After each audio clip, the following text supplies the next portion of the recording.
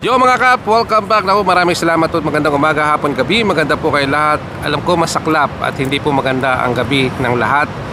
Magandang umaga pa rin ang pagbati dito mula sa Chicago. Initial reaction ko muna guys, ibibigay ko kasi katatapos ko lang mapanood yung laban. Umaga po dito, no, 6:45. Replay na po yung napanood ko. Para sa akin talaga mahirap ang ating team, no, hindi alam ang gagawin. I think wala tayong magawa o talagang mas magagaling yung team sa atin. Yun na yun eh. I think they try their best, no? Yung mga players natin, they give their heart, pero talagang wala tayong magagawa. Magagaling, the other team is better, the other team are more stronger, the other teams are more structured, mas adapted yung game nila sa FIBA, no? I believe yung game nila mas adapted yung EuroLeague, NBA. So talaga yung liga natin sa Asia, especially sa Asia, medyo talagang kung makikita nyo hindi very successful. So hindi lang po Pilipinas ang parang hindi naging successful, no?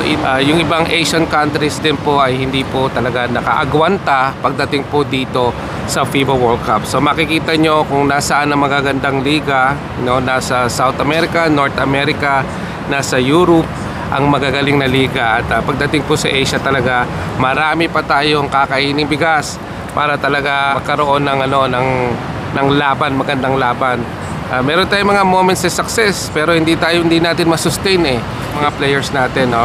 So everybody in that team give their 100%, and I believe na kulang lang talaga sila sa time, kulang sila sa chemistry, kulang sila sa sa coaching. I know na hindi yan trabaho ni coach yung paglalaro ng basketball, pero pagtrabaho nilang magbuo ng team, trabaho nilang asikasuhin yan. At sa dami ng drama na nangyari, marami naman sila naging tune-up, no? So parang may mga time na ang mga players hindi talaga alam yung gagawin pagdating sa mga situation na yung crucial, no? Yung talagang babantayan ka mabuti. Meron tayong inbound kanina, munti ka na namang maagaw, di ba? Yung mga pasa, mga turnovers. Talaga maraming kapalpakan, kaya success talaga ng ibang team yung kamalian ng mga players natin, and wala na tayong magagawa dyan. So yan lang yung initial reaction natin. There's nothing we can do. Ating expected na mahihirapan ng Gilas Pilipinas na makapanalo dito sa group natin, and sa attitude mismo ni Chot Reyes na ating may pinili pa siyang team na dapat tutukan, no, para manalo. I think that itself, yung ganong attitude ay para sa akin hindi ko po gusto.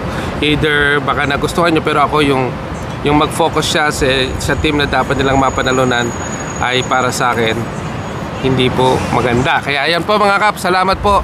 At kayo po, ano po ba ang naramdaman ninyo? Ano po ba ang palagay nyo sa Gilas Pilipinas? Ito parang kakailanganin pa natin ng maraming lakas dahil kulang pa tayo sa vitamina. So yun lang mga kap, salamat po, bye bye.